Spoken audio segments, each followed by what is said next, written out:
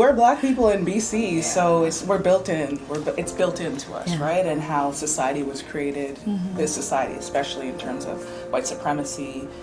We have to talk about this. We have to talk about diversity and equity and inclusion just because of how it's set up. So I think just our experiences of it is just being born into this, and how do we navigate this? I mean, I was born and raised in Canada, in British Columbia.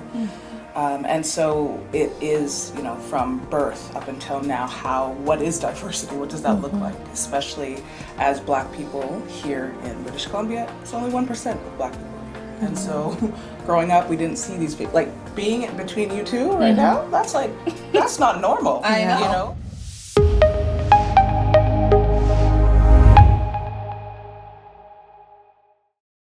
Hello, everyone, and welcome to another episode of Meta Transitions. I am your host, Trisha K. Williams, and I'm here with two of my colleagues, Ruth and Makita. Thank you for being here with us. Thank you for having us. Yes. All right. So before we get into anything, I'm giving you the opportunity just to introduce yourself. Just tell, the people anything you'd like to share about yourself. Sure. Would you like to go first? Sure. My name is Makita Wiggins. I am a clinical counselor. I have a boutique private practice, operates virtually, and that's called Makita Wiggins Counselling. And I'm just really glad to be here with Trish and Ruth right now. Yeah. And I'm Ruth Unaegbu. I am the owner-operator of Ruth Unaegbu Counseling and Coaching. Same kind of idea, virtual practice. I'm a registered clinical counselor and approved clinical supervisor here in the British Columbia area. Wonderful. Thank you for sharing that. And just so you know, we are recording this on the Coquitlam Nation's territory, so we just want to acknowledge that as we get into this really lovely conversation about diversity, equity, and inclusion. So let's get off to the races. What has been your experience of diversity, equity, and inclusion? Want to go first? Sure. I mean, we're Black people in BC, so we're built in. It's built into us, right? And how society was created, this society, especially in terms of white supremacy. We have to talk about this. We have to talk about diversity and equity and inclusion just because of how it's set up. So I think just our experiences of it is just being born into this, and how do we navigate this? I mean, I was born and raised in Canada, in British Columbia. And so it is, from birth up until now, what is diversity? What does that look like? Especially as Black people here in British Columbia, it's only 1% of Black people here. And so growing up, we didn't see these people. Like, being in between you two right now, that's not normal. I know. I didn't grow up like that. And so that's our experience, is just kind of stepping out into the world outside of our family and recognizing how we fit into the world, as well as the rules that were set up, and how do we kind of navigate in that. So I don't know if that makes sense. Yeah, definitely. Yeah. No, it does. I'm not from Canada. I'm from Barbados. Came here and then culture shock. I visited Toronto many a times, and so I just assumed. Yeah, it was very naive of me. I mean, that's all you knew, though. You knew Black people, and then you went to Toronto, and you're like, Black people. Exactly. You're like, BC must have some Black people too. Yeah, I'm like, Canada's big on immigration. And then I came to BC, and I'm like, where are the Black people? I remember my, when I was at school and going a week without seeing a Black person because I didn't actually go to class with the other one Black girl. Oh, you had a Black person in class? I had a Black person. Okay. I know. And I was just like, this is surreal. Yeah. No, it's tough. I think what I'm hearing is that there's low representation of Black people in BC specifically. And I had a very similar experience to you, Makita, where I came from Jamaica, went to Ontario, saw lots of Black people, and I was like, oh, wonderful. Exactly. And then came to BC, and I was like, ooh, where are they? But I was able to find them in church. So I did see them in church. I did have to do that too. So I actively sought out a Black church, and then I was like, oh my God, yes, this is it. But I just mean outside of that, right?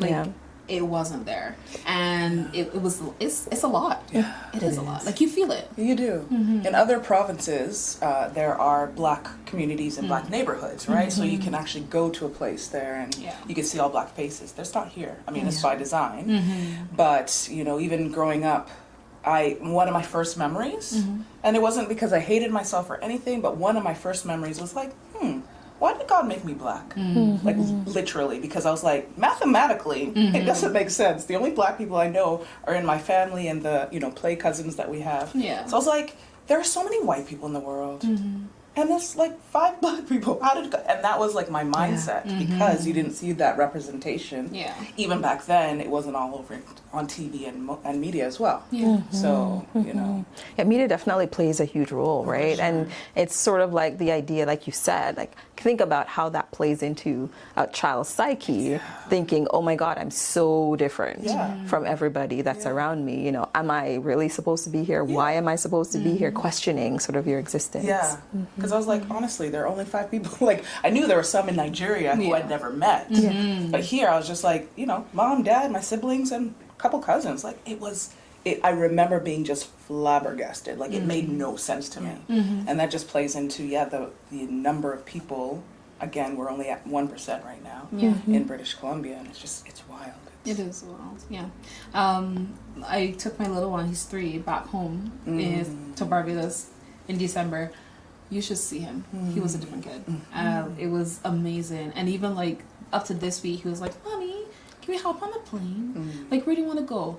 Back, right? So he even recognizes it. And it's not that he doesn't love his friends here, his place here, because he loves daycare. It's just that I could also see there's a difference. Like, he notices at 3. Absolutely. Right? Yeah. So, yeah, it's very interesting here to see. So number 1 is representation. Anything else, you know, plays into sort of the experience of diversity, equity, inclusion, and belonging? What about like work? Yeah, that's definitely something. And I'll say it from 2 perspectives. So I remember when I was interviewing for jobs prior to my practice, I've never interviewed with a black person, ever, right? And the assumption is that, you know, like, oh, I'm going in essentially to feel comfortable, and there's like, if it was a panel interview especially, it's like, we're the one white person on this panel. I'm like, okay, so again, what are you doing about diversity, equity, inclusion? And they're kind of like, you know, we're trying to be more inclusive, you know, we're interviewing more candidates. And I'm like, me, right? It's me. I'm the person. It's me. Yeah.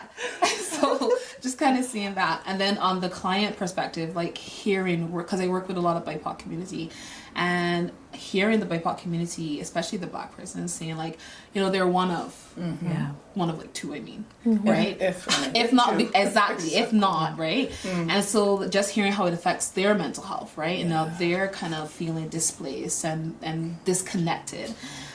So I see it, as I said, from my experience, and also how it kind of shows up with my clients, and then being able to support them through that has been something that's necessary for sure. Kind of sad, right? And also just kind of like, as I said, I come from Barbados. I'm like, how is this a thing? How? Yeah.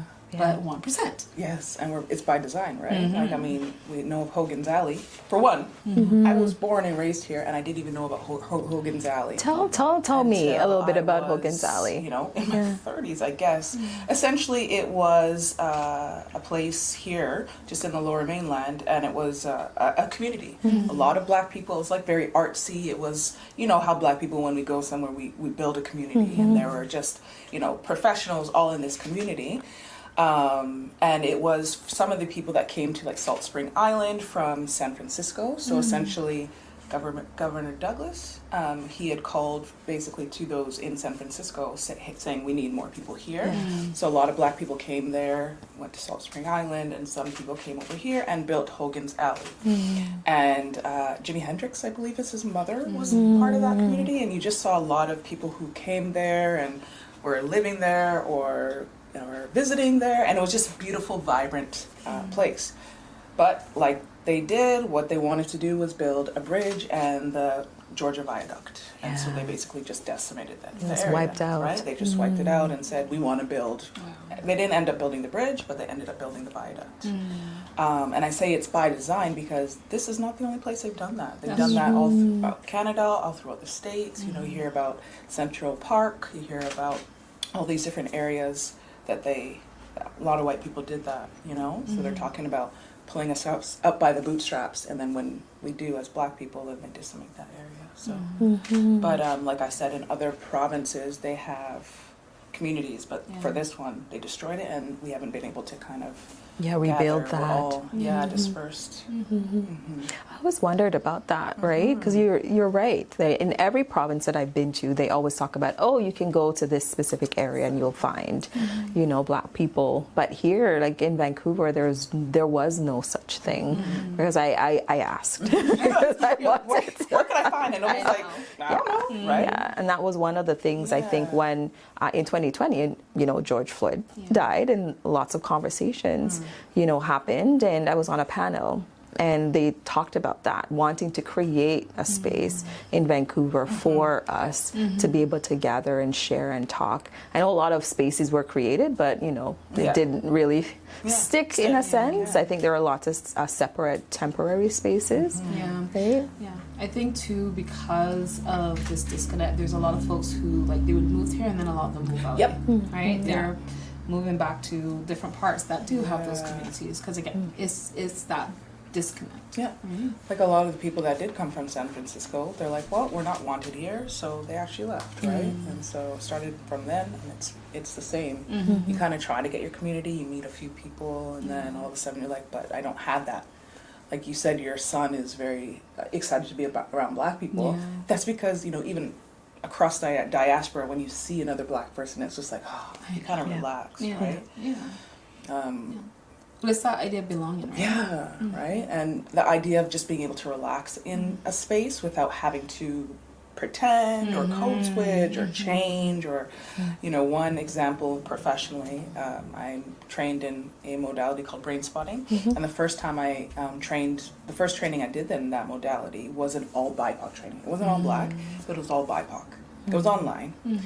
And I remember going to that training and sitting there and then just feeling almost like a visceral release. I was like, oh, I did not know I was holding all of this because I know how to navigate white spaces. I know how to live here. I know how to, I'm a foster parent as well, and I have had, you know, some white kids. I know how to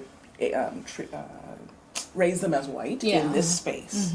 And so I was like, I thought I was just chill. Like, I thought, I'm good. And then I was in this space where it was professional, all BIPOC or, you know, people of the global majority, and I just felt this release of not having to pretend or watch what I'm saying or, you know, if I'm going to use a slang or whatever. And one person in the training said, they were talking and they said something and they said, I'm dope. And then they continued, right? Like they're talking about dope as in it was really cool.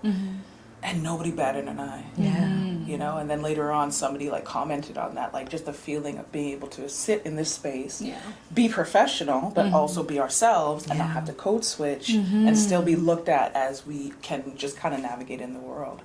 And so that was a big and that was just 2020, July, where I didn't realize I was holding all this stuff because I would sometimes go into trainings and kind of be nervous until you get the kinks out, and I thought it was like, oh, you know, maybe it's just imposter syndrome. But it was more kind of just like relaxing into the stories that we might have to tell from our, you know, our past or our culture, or being able to say something, not have to talk about an aunt or an uncle. Well, it's not really, you know, when you're talking about aunts or uncles or cousins, sometimes they're like, you know, oh, on whose side? Well, nobody's side. It's just this is what we. This is how we talk about our people. Are, right? And so, not having to over-explain, because I know if I said this to a person who was a darker complexion, they'd be like, oh yeah, I get that, right?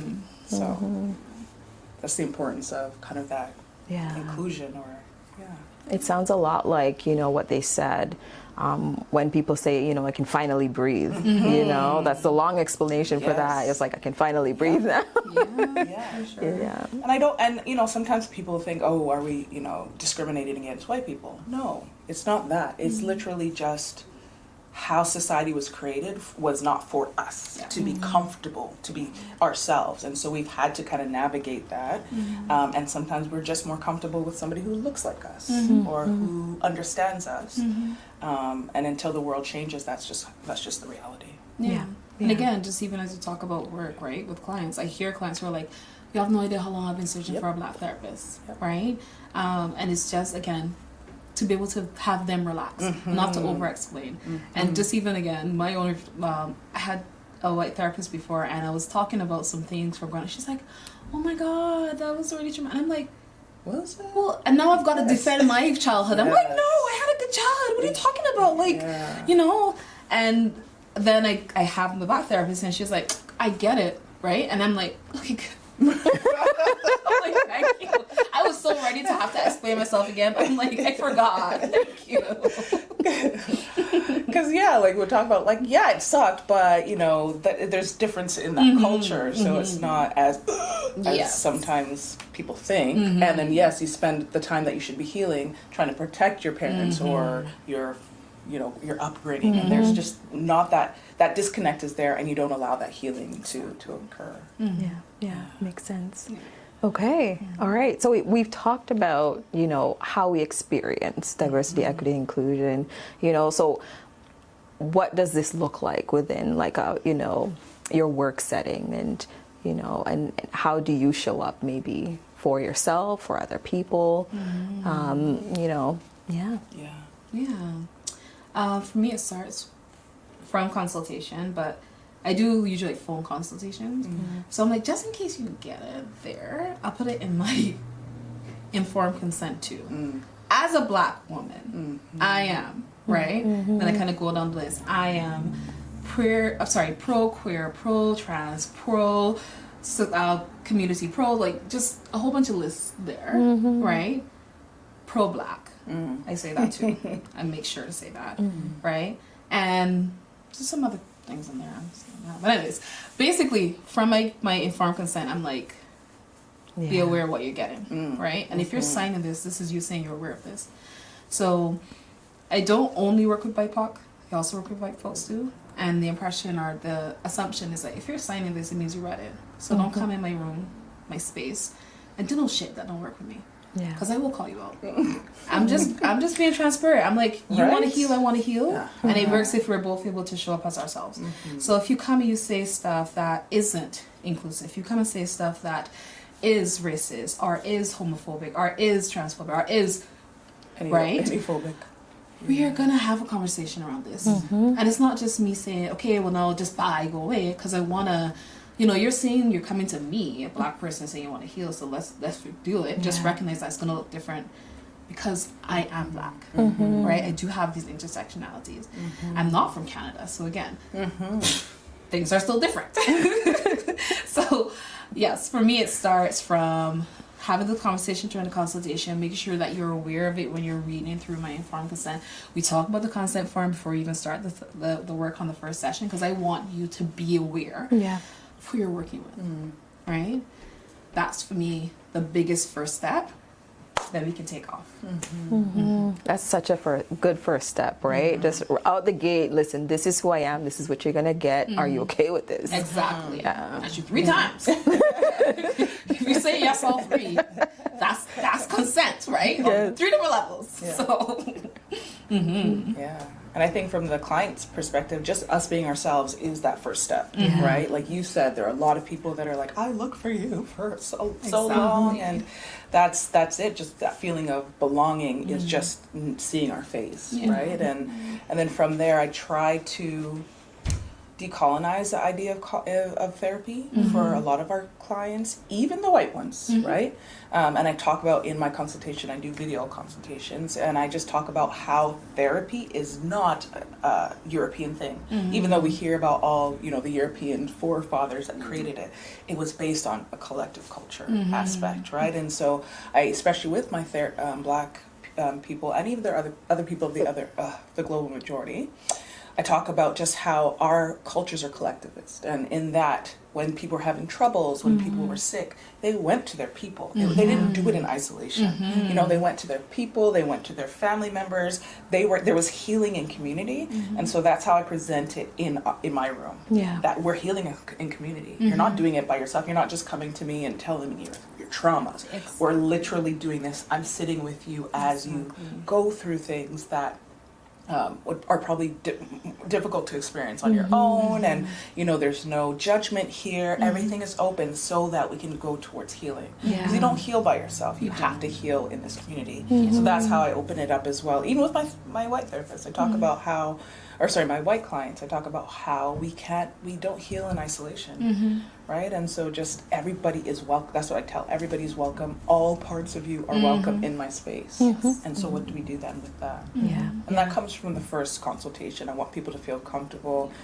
And again, we play it by going in as ourselves and our culture. I'm not gonna be like, okay, hi, and just be like, you know, prim and proper. I'm not prim and proper, right? People are not going to be like surprised on the second session, right? So in the consultation, I'll be like, hey, how's it going? You know, and jokes or whatever. You know, and because that's how people don't want to be in a space where they're feeling awkward. And so I think that's very, very important. Just as Black people, as Black therapists in BC, that is a good step for people to see, and I think that's why. You know, that's why I have worked with so many great people. Because they're like, Black therapists, what? There's some of you here? I know, like I'm listening to both of you, and I think both of you are even more comfortable than I am. I code switch a lot. Like, I'm so comfortable with sort of the, you know, the pose and the, you know, composure. But I recognize that when I do sort of, you know, let go and I have sort of the, you know, really more funny and, you know, relatable conversations, clients do the same thing. So I'm trying as well to reduce the code switching and to do, you know, what both of you are saying, because I really do think that it works for clients, especially like you said, because they're looking for us and they're looking for a specific thing, right? In a sense, and that comfortability, belonging. But we also have to heal from code switching too. It's so true. It was created that way, right? Even though we're all from different places, different countries, even, you know, my background is Nigerian, it's all the same, right? There was that colonization aspect of, you're Black, you're not right, and all these lies that they told to our people, right? And how they elevated white people, and then we have to talk proper, and what does that mean, and that stuff, right? And so we also have to heal, right? Even though we might not have had it directly, our ancestors had that, and it has played, and there's, you know, you know, ancestral trauma and all these type of things that we have to recover from as well. So it makes sense why, we would still be stuck there sometimes. Right? So it's like we're all on a journey in a sense. We're all at different places on that journey. And sometimes I even name that with my clients, right? Like we talk about it, the code switching piece. I'll tell them, because I'm like, I feel the language piece for me. When I first came, again, never had a Black professor, just like never had a Black supervisor, just basically all whites. No, I had one supervisor who was not white. She was not white. But again, none of them are Black, right? And so I came here and I was like, oh, I gotta code switch. I gotta learn this. I gotta learn. I figured it out. And so when it came into my practice, I was like, all right, I am not going to do that. And I try my best not to. Every once in a while, I find myself and I'm like, no, Makita. And if you're feeling in the consultation you have to code switch too much for this client, I'm like, maybe there's something going on for me that is showing up that I'm not maybe able to be mindful of. So I'm like, can I work with this client? For sure. Right? And so I want to make sure, because I want to be comfortable when I'm with this person. Because when I'm comfortable, they're comfortable. If they're comfortable, I'm comfortable. And if neither of us are comfortable, it's just ain't gonna work. So, you know, if I'm noticing that I'm feeling this, like, it's almost like a string, like, pull up in the back of my, like, you know, if I'm feeling that, then I'm like, all right, something's going on here. And initially, especially because I'm small, private practice, I was like, I feel like I need the client, though. You need the money. But now I'm like, all right, I'll refer you to someone. I'm like, you know what? Hear what you're saying, but best supported by someone else. And I try to do that from the consultation, because I'm like, I need to be able to take care of myself. And if I'm doing the most with one client, then what about the client after that? Right?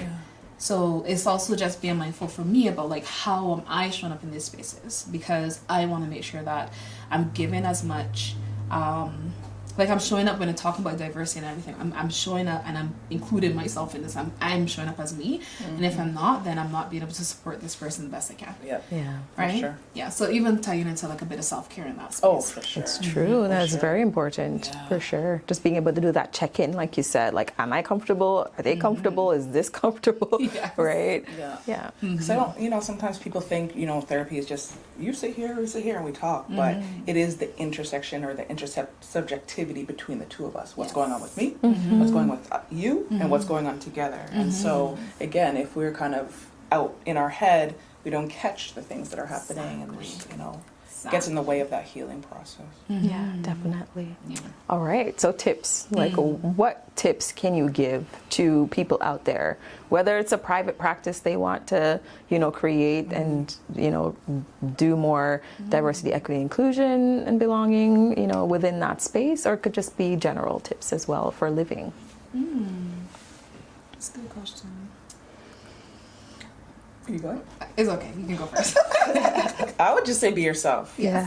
I am myself in the room. Yes, there are some times when I might be a little bit like awkward or whatever, but I am myself in the room. And my clients that know me, right? And because I am a professional. Yeah. I don't want, and I say that as a Black person, because sometimes we think we have to be different to be a professional.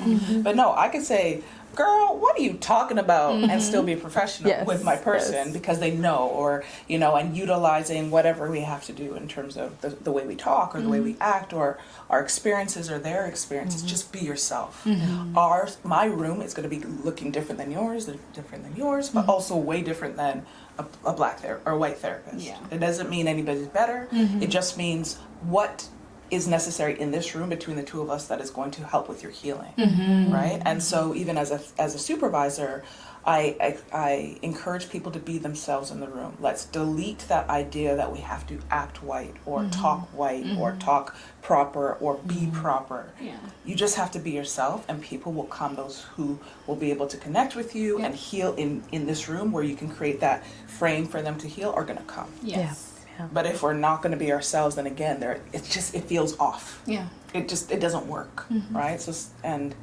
So it is just like, what does that mean? And I said this before about just decolonizing our practice. What are the things that we learned growing up because of colonization and white supremacy, and how do we turn that off so that we can just come up with our true selves within that space?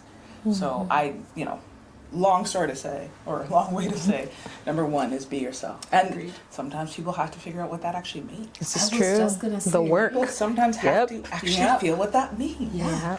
That was going to be my tip, Justin. I was going to say, I think a part of that work is also working on yourself, right? Like seeking out your own therapist. Yes. And again, like making sure that you're checking in with like, where is this coming from, right? Where is this need to go switch coming from? Is it mine? Is it something that was taught to me? And, like, how does it show up for me? Does it feel good? Yeah. Is it something I want to be continuing and passing on? And, like, how is this showing up in my life? So yeah, like be yourself, but you also have to know yourself to be yourself. And I love that you said that. You're like, is it mine? I ask that question to a lot of my clients. So this thing that you have, or this belief that you have, or this fear that you have, how much is it yours? And how much was it your parents? Or society? Or the world? And then people are like, oh. I'm like, because you weren't born like that. You were not born code switching. You were born crying. You were born, look at me, auntie, and doing some random cartwheel and thinking you were the best person in the world. Like, these kids have no, sense of like whatever. And so just that idea of like, how much was it yours? And how much was it theirs? Okay, let's say it's 50-50. How much do you want to release? And get to know your core self and get to go back to who you were. And I think that's what's cool about therapy is that we don't follow that prescription. We just get to know them, and they get to know themselves, and and it's like just getting to know with that curiosity, right? And seeing if we can kind of peel back all these kind of layers or the masks or those things that were created for us by by society, by the world, by whatever. And so not only with our clients, but we got to do that, like you said, with ourselves first. How much of it was ours, that we have to do this code switching, and how much was it cultural trauma and white supremacy and all these things that told us we have to be some sort of way. Yeah, no, I agree. In terms of tips, talk about it. I feel like that's something that's important. So like be yourself, but also like talk about it in the spaces, right? Don't be afraid. Yeah. Don't be afraid just because like you are the one Black person on the panel of naming it, right? Like talk about it, and don't feel like, well, two things: talk about it, but also don't feel like it's your job to teach every single person about it, right? Like there's a lot of information out there on the internet, right? Go read a book. Go figure it out. But do not think that you're gonna be that person to, have to represent every single Black person. Yeah. But it's an emotional thing, right? Like when you realize the advocacy work is so emotionally draining. Exactly. Right? So yeah. So like one of the things that I tend to do is kind of like pick and choose, right? Like, do I have the energy for this? Again, am I in the right space, right? Because again, got my own life going on and stuff too, right? Because it's stressful.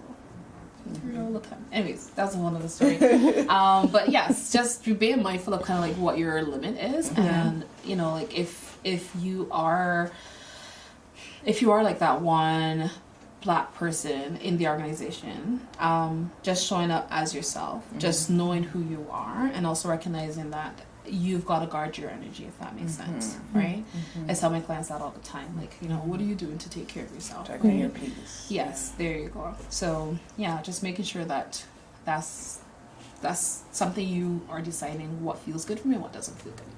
And I think on the other side, like of those who need to be taught or need to know more, it is, like you said, there's so much out there. There's Google, there are books, there's social media. I know people dog on like TikTok and all that, but like there's so much information. So for those who are looking for that information of why there needs to be diversity, equity, and inclusion and belonging, that it's there, right?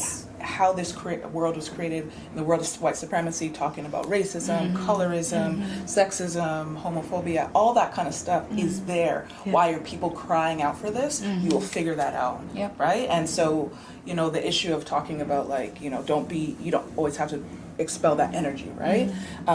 But sometimes we're okay to teach if we know that somebody wants to learn and they're trying. Exactly. They can't just be like, I don't get it. Can you tell me? I'm like, first Google, and then you can come back, paraphrase it for me. Okay, you're getting it, and then I'll help you and steer you in the right direction. Because it's 2023. It is. Like information is accessible. Even if you can't type it, you can just like, Google. Can you look up? And so it's so accessible, and that's the thing. And the funny thing is, it's accessible, but it's just a minuscule amount of what was done in this world. And it's bad enough, like, you know what I mean, right? Like all the things that we read about, like, and we're like, oh my gosh, or sometimes our friends are like, oh my gosh, I can't believe that's happening. We're like, well, we knew about it, for one, right? Like 2020 when George Floyd came out, a lot of my white friends were like, Ruth, I didn't know it was that bad. I was like, but we've been talking about it. Yep. Black people would talk about it. Indigenous people have been talking about it. And like, but it was just like wake up call for them. And so we, sometimes it's annoying or frustrating for us because we're like, we've been shouting it from the rooftops. But okay, if you're ready to listen, great. And then there's more things that you can look up and read about and ask questions and Google and that kind of stuff to be aware of why a lot of people, the global majority, are saying, can we just be equal? Right? It's not just because we just want to have, people are like, oh, you have BET and all that. Why did BET have to exist? Right? Why did these, whatchamacallit, HBCUs? Yes. Why did they have to exist? And why did, the shortest month of the year have to be Black History Month? Why do you have a whole month? Exactly. And so the issue is sometimes people question that. I'm like, you got to get deeper. There has to be a reason for why it wasn't just because we really wanted it. Right? And so that's the next step for those who are interested of wondering why it's necessary. Research. It's right at our fingertips. It is right now. Yeah, definitely. So Be yourself, Yes. is what I'm hearing, right? Also, remember that advocacy is different for everybody, so take care of yourself and check in with yourself to ensure that, you know, you're doing it from a place of being able to do it, right? But also recognizing that people need to educate themselves as well regarding this information. So it's important that, you know, you direct them to educate themselves first before expending so much energy, you know, trying to bring somebody, you know, to the information when they're not ready for that. Yeah. Am I missing anything? I just say, like, I know there's a lot more resources now for the BIPOC community, especially the Black community in BC. Just even again, I say like since 2020 compared to like before, right? There's so much more resources now, and they're out there. So you know, like you can check things out as well, right? There's like the Black Library downtown. There's like free therapy through the Black. No, I'm not like advertising for anything. Just like, It's okay. Right? Vancouver Black Therapy and Advocacy Foundation. There you go. Yes. I'm just saying there's so much out there now compared to before. And again, it's still very small compared to just in general, but there is resources out there, right? And so that's one of the things that I've also been talking to my clients about, just in terms of like, you know, I know that the community is very tiny. It is there though. Like we're trying to create it, right? A lot of it I find is still very much online with like the Facebook group, meanwhile Black in Vancouver and all that. But we're trying, right? So just another thing is recognizing that there is resources if you need them.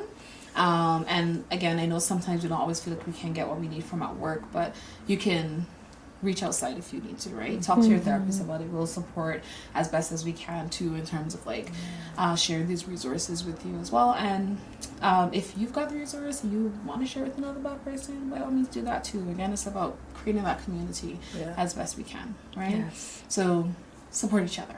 Definitely. Yes, I love it. Love it. I think one of the biggest things I'm taking away from what both of you said was sort of the idea of therapy came from a communal place. Like I did not think about it from that, you know, perspective. So I'm glad that even in this conversation, we can learn from each other as well. Because yes, now I'm like, aha, like why wasn't I thinking about that from the beginning? So I'm sure many of you out there are taking something away from our conversation today. So thank you both, Makita and Ruth, for sharing with us. Before you go, please share a little bit about how people can connect with you if they're looking for, you know, counseling services. I'm so bad on social media, so I'll just throw up. I'm worse. You got posts. You actually have posts. I have like 4 posts, and I opened up in like 2020. You can find me at my website, www.ruthunaegbu.com. That's RUTHUNAEGBU.com. And then at Ruth Unaegbu for not for TikTok, for Instagram. But yeah, you can find everything that you need to connect with me on my website. See, I'm even worse than you. I don't have a website. Oh. I use Psychology Today. Okay. Yeah. Yeah. But you know why? Why? I'm just lazy. Fair. Yeah. Fair. Right? But people have been finding me. So who's the winner? Exactly. So yeah, you can just find me on Psychology Today. I do have an Instagram, and there's like 3 posts. It's at Makita Begins Counselling. I guess that's it. So yeah, Makita Wiggins, MAKITA-WIGGINS, counseling with 2 L's. Yes, you'll see my 3 posts. Feel free to like and subscribe if you want to. Like and follow. I know, but yeah. For when I post, never. Yeah, just find me on Psychology Today. All right, so I will be putting Makita and Ruth's contact information in our description below. Don't worry, I will put the Psychology Today link. So until next time, take care. Thank you.